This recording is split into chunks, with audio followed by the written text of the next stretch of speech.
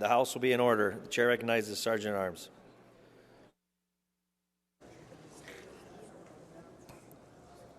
I recognize the Sergeant at Arms. Mr. Speaker, the House Committee has returned and is ready to report. Chair recognizes the gentleman from Story, Representative Bacon. Mr. Speaker, the committee to notify the Senate that the House is duly organized and ready to receive any communication they may desire to transmit has performed its duty. Thank you. The report is received and the committee is discharged. Chair recognizes the Sergeant at Arms. Mr. Speaker, the President of the Senate, the Secretary of the Senate, and the honorable members of the Senate have arrived in the House chamber. You will escort the President of the Senate to the Speaker's station, the Secretary to the Chief Clerk's station, and the Senators will be seated amongst their respective representatives.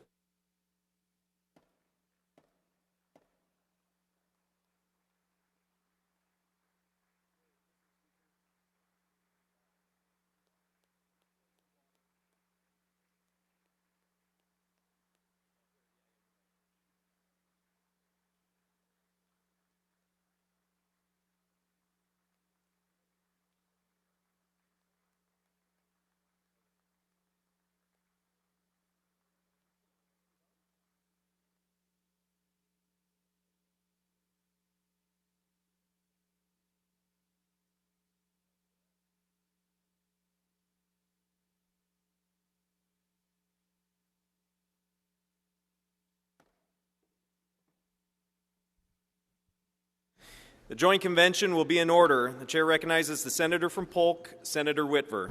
Thank you, Mr. President. Mr. President, I move that the roll call be dispensed with and that the president be authorized to declare a quorum present. You've heard the motion of the senator from Polk, Senator Whitver. All those in favor say aye. Aye. Those opposed say no. The motion prevails. The chair recognizes the senator from Polk, Senator Zahn.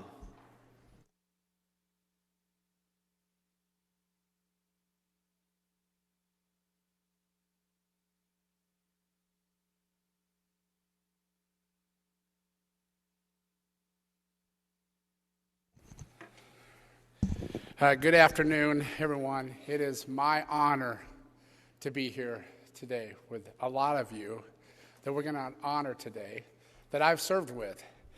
And I just want to take a time here to just tell you, give you a warm welcome on behalf of the Iowa Senate. Certainly want to recognize the families that are here. You know, it's the families that are the ones that are making the sacrifices. And you know, as a legislator myself, and I was really fortunate to be able to sleep in my bed every night, but most of you never had that opportunity.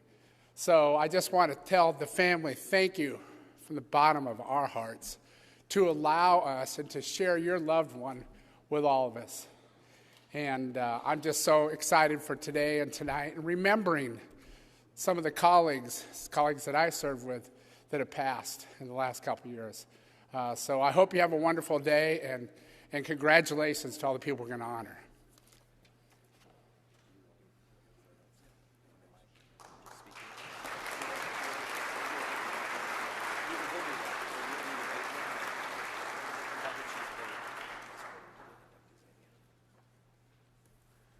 Would the chief clerk please would the sergeant of arms please bring the inductees into the chamber?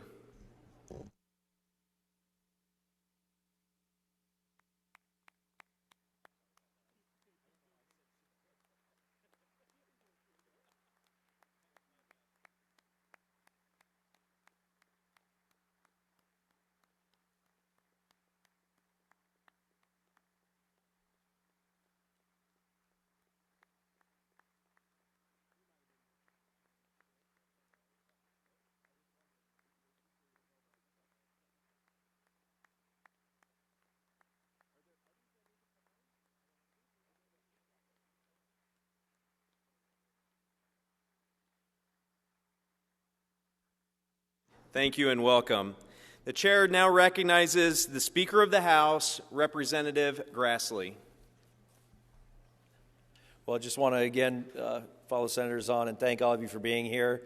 As you said, Senator Zahn, a lot of familiar faces. When you've been around here a little while, you recognize a few folks that are coming back. Obviously, we've had the opportunity to serve with, and it's been a true honor getting to work with you in the past. And all of the things that we do, building off of what so many of you have been a part of, and we're trying to continue that legacy. So again, on behalf of the House and the Senate, we just want to thank all of you for being here and enjoy celebrating this day and honoring you today. So thank you very much.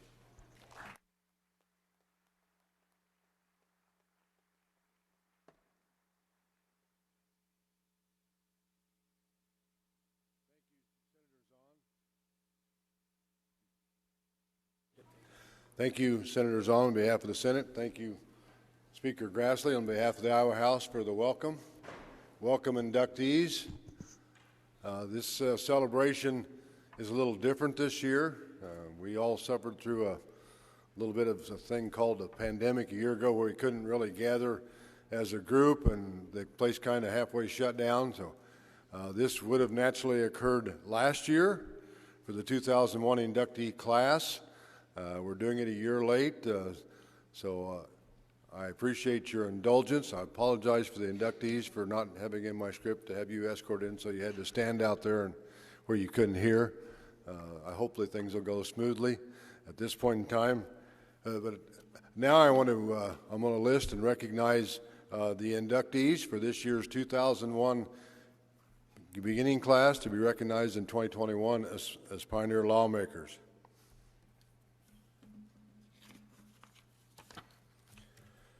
From the Senate, we have two senators, Thomas Fegan and Paul McKinley. For those of you who are here today, when I recognize your name, please stand if you would.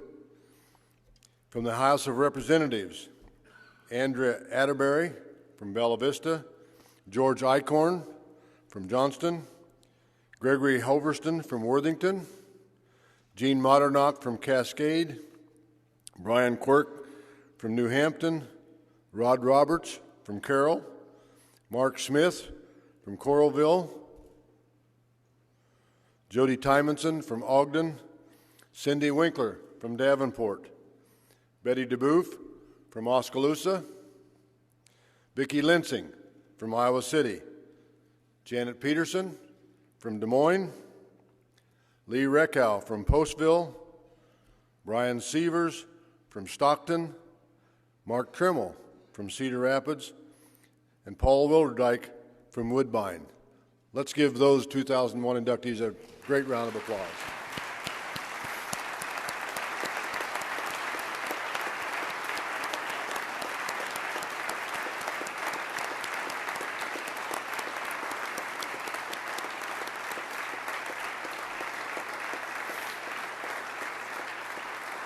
Thank you. We also have 4 members that were elected in that class that have since departed, are now deceased. I'd like to recognize this time and have a moment of silence for them. Roger Broers, Joe Singh, Barb Finch, and Mark Zeman. Please join me in a moment of silence.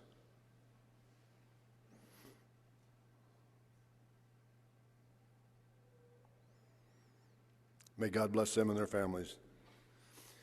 Now we have some honorary Pioneer Lawmakers. This is an honor that we bestow as a legislature to those individuals who have served a minimum of 25 years in the lawmaking experience, need not to have been elected, but have had to have had at least 25 years minimum. We take nominations. The nominations have to come from either an existing Pioneer lawmaker or a sitting legislator. To be nominated, we have limited that to 6 per year. We take nominations from any of those individuals within that group who can nominate. This year we had 5 nominees of outstanding candidates for the Honorary Pioneer Lawmakers Association. I will read their names. Please stand when I recognize you.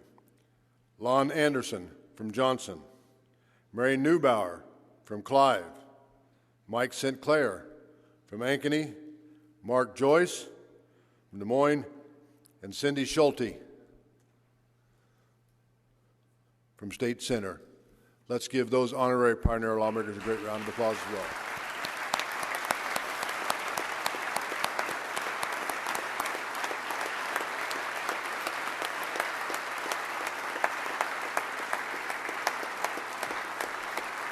Thank you.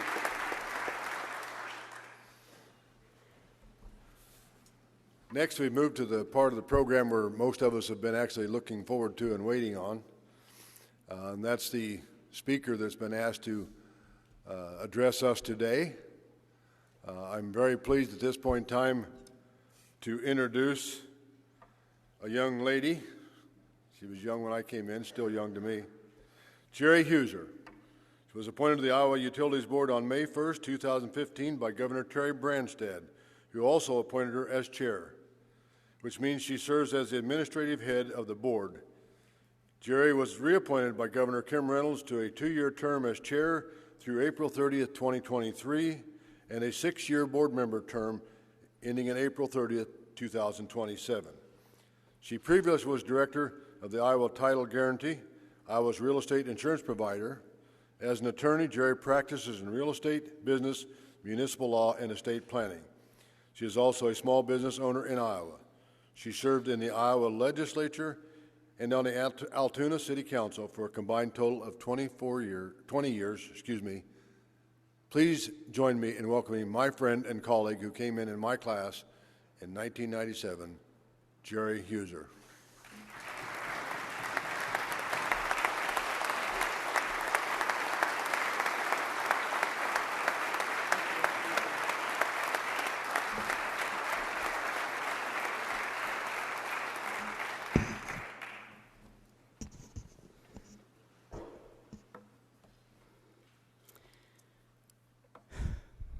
Speaker Grassley, President Chapman, legislative leaders, members of the House and Senate, staff, and lobby.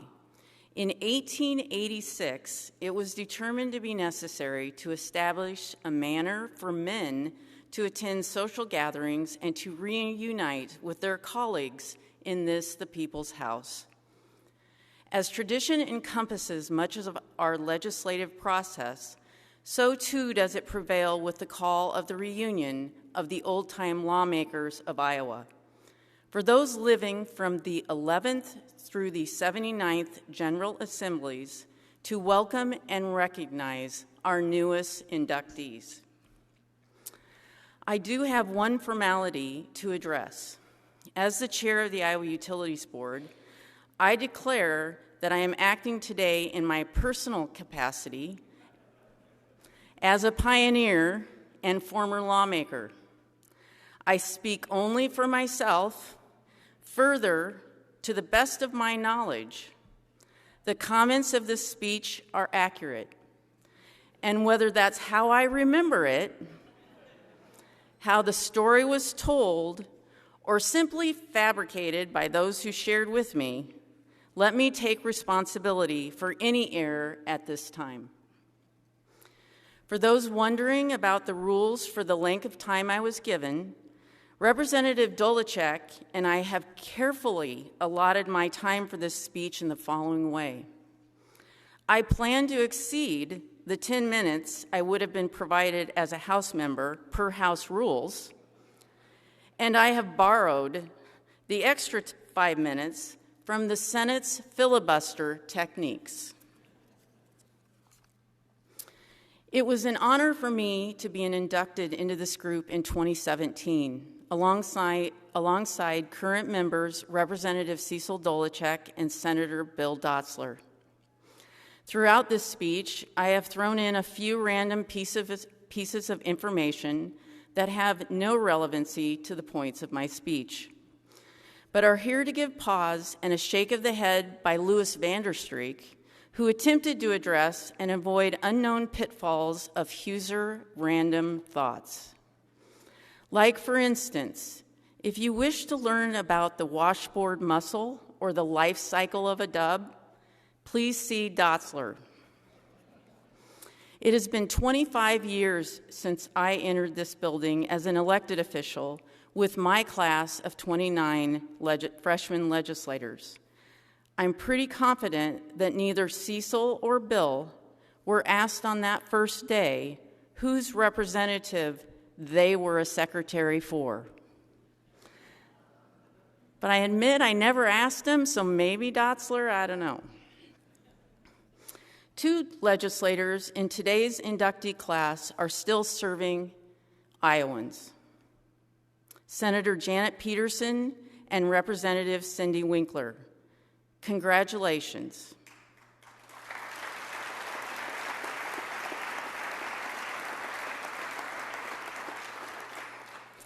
And can you believe it has been 21 years? The first session of the 79th General Assembly met on January 8, 2001. At that time, I know we didn't anticipate that we would have 4 special sessions, nor that one of those special sessions would take place outside of the Capitol. For those curious minds, we met at the then new State Historical Building. The leadership from the House and Senate included Speaker of the House Brent Segrist. Hi, Brent. I still remember and enjoyed listening to your 2002 retirement speech. President of the Senate Mary Kramer, Majority Leaders Christopher Rance and Stu Iverson, and Minority Leaders Dick Myers and Mike Gronstall.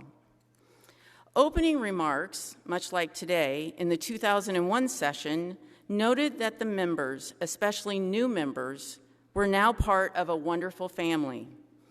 It is a family that is periodically dysfunctional, but a family that will be part of your lives forever. That is the case as this group has convened in fellowship again here today. Being a family, whether dysfunctional or not, may be described along these lines. A group of people brought together from varying backgrounds, experiences, and political philosophies, who all work together on common causes for the benefit of all Iowans. As Shakespeare stated in The Tempest, misery acquaints a man with strange bedfellows. Or, as more commonly applied today, politics makes strange bedfellows. While each General Assembly is unique in its own way, there are commonalities that perpetuate the adage that history has a way of repeating itself. I wish to review but a few of these in the form of redistricting, special sessions, and life-changing global events. Those serving in the first year of a new decade traditionally have a unique role to play in Iowa's governmental process with legislative redistricting.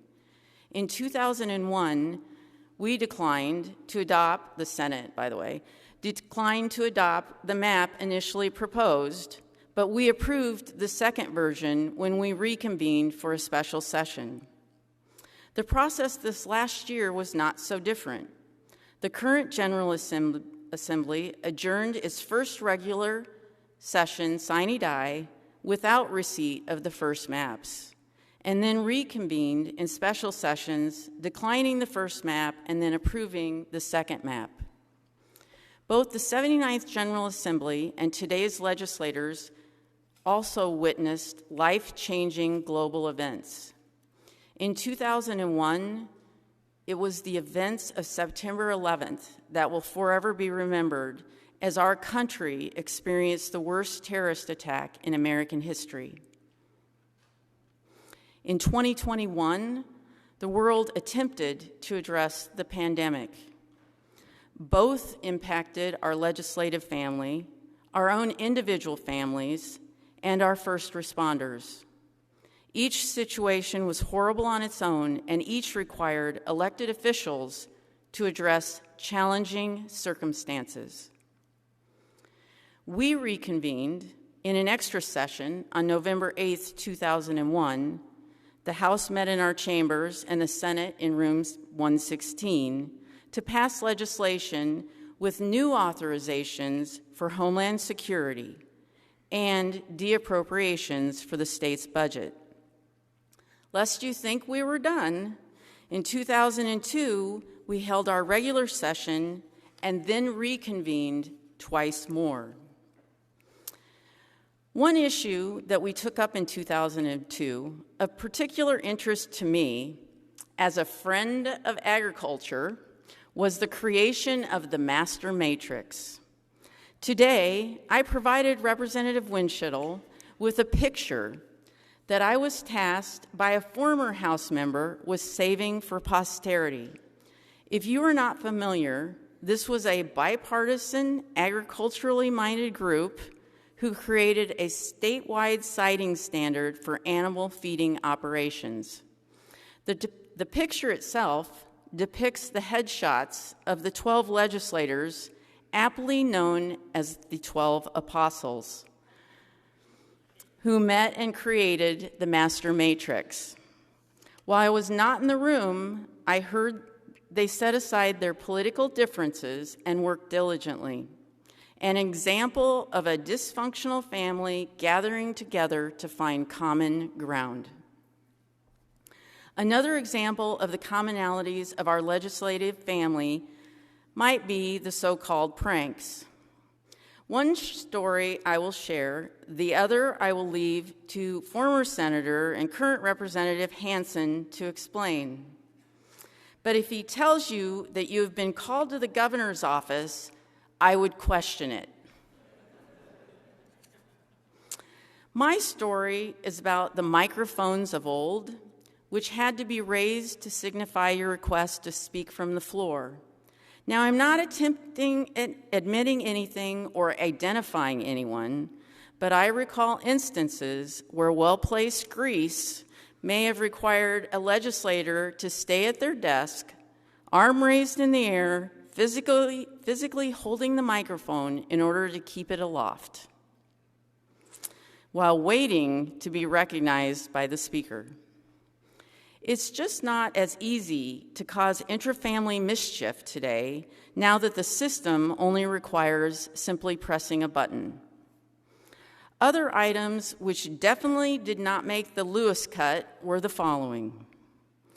I recall in a biannual panoramic portrait, some legislators, pages, or possibly staff may be shown as appearing in both ends of the picture. And to round up some of the miscellaneous memories, as I stated, we are a family and we experienced golfing antics, what would cause a member to come back to the chamber to be the 51st vote on a bill they don't like, learning about Pickles the cow, or that perhaps Mardi Gras and the end-of-year pictures might not be the best ideas for a social media-driven society.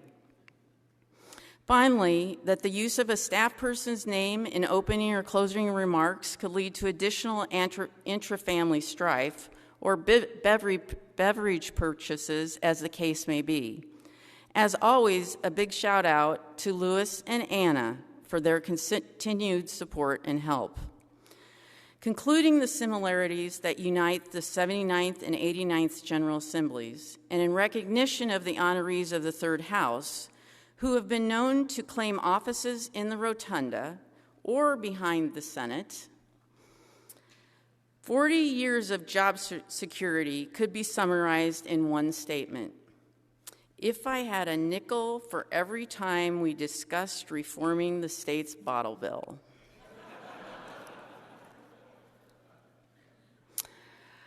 I offer to you now two principles that I believe unite us as a legislative body and part of this large family. The first is statesmanship.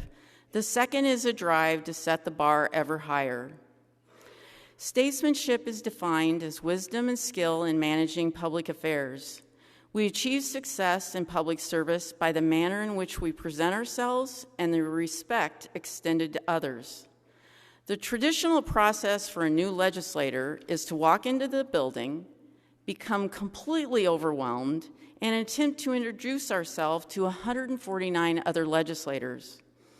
However, you quickly learn there is more to statesmanship than reciting the oath of office. The quote, "My word is my bond," comes to mind when describing characteristics of a statesman. There are few places where our actions speak louder than our words, and to lose the graces of another because of your failure to speak or act on your promises is a tough cross to bear. Now, I, like many of you, have things I would change about my legislative career. While I don't know that I would have changed my position, I would have been clearer on where I stood in my intent. One of those issues was with a colleague, and it involved selecting the location of a state office building. I believe the outcome was correct. My process was flawed, and I learned from that experience.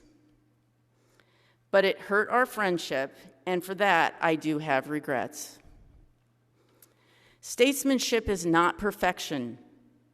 I've spoken with a number of former colleagues, those elected and those in the third house. I have opinions on legislative years past and certainly on debates and conclusions and processes related to those sessions. I have received advice and recognize that those who are more experienced have much to share. In hindsight, there are things I would have changed. We learn by reaching towards each other. Out of statesmanship can grow friendship. I met and worked with a great group of professionals. They taught me much, from the things I wanted to strive to be to the tactics used by those in leadership to achieve great things. I worked across the aisle, and I made a lot of friends who I know to this day would assist me if I needed it or asked, and many have. As Democratic chair of the House Transportation Committee and a member of local government, I had occasion to work with two freshman legislators, neither of whom ever had the opportunity to run a subcommittee, a bill, or work with the lobby. I assigned one of those individuals a bill, as I recall, House File 222 by Jody Tymason. And the other, I scripted out their introduction and closing on the First Amendment they ran in local government.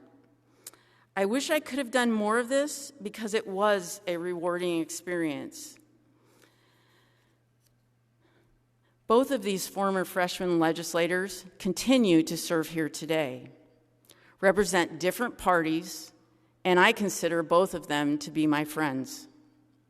Both statesmanship and friendship can surpass our political differences. The pioneer lawmakers being recognized today may have been the ones who taught some of you in this room how to run a bill, file an amendment, or serve as committee chair. They pass on to you their experiences and teach you the characteristics necessary to become a statesman.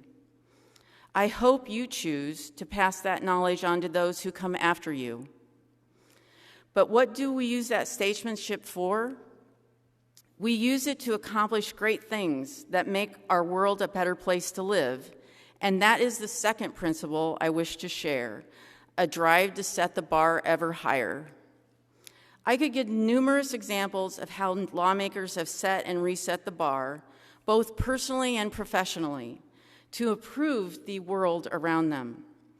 Representative Cecil Dolacek and Senator Janet Peterson were presented with the Herbert Hoover Award only yesterday, is but one example, and we should be very, very proud to know and have worked with each of them.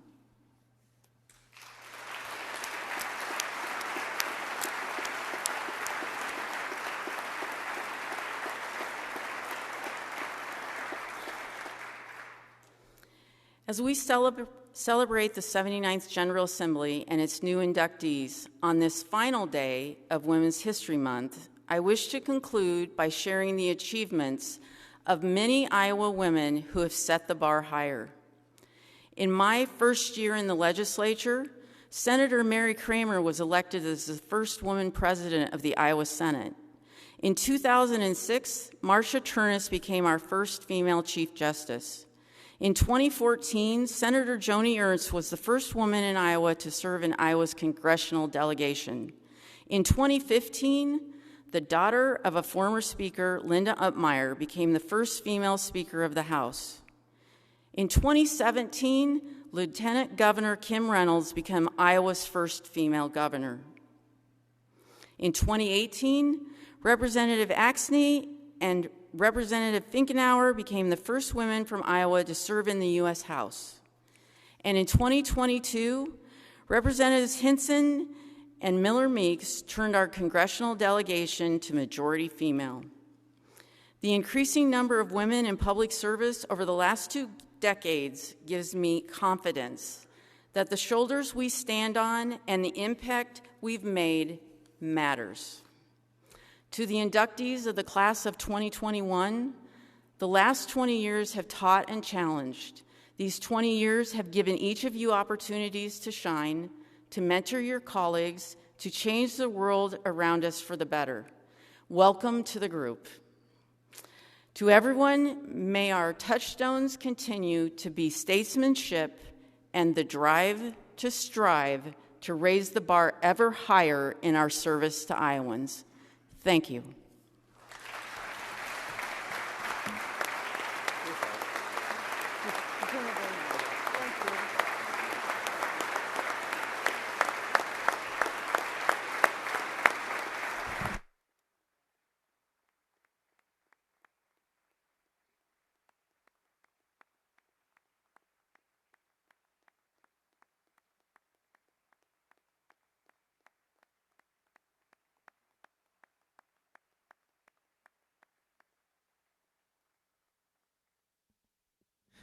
Chair recognizes the representative from Harrison, Representative Winchittle. Thank you, Mr. President. Good afternoon, Mr. President. Good afternoon, ladies and gentlemen of the House and Senate and the new inductees. Mr. President, I move the joint convention be dissolved. You've heard the motion of the representative from Harrison, Representative Winchittle. Those in favor signify by saying aye. Those opposed say no. The motion prevails. The joint convention is dissolved.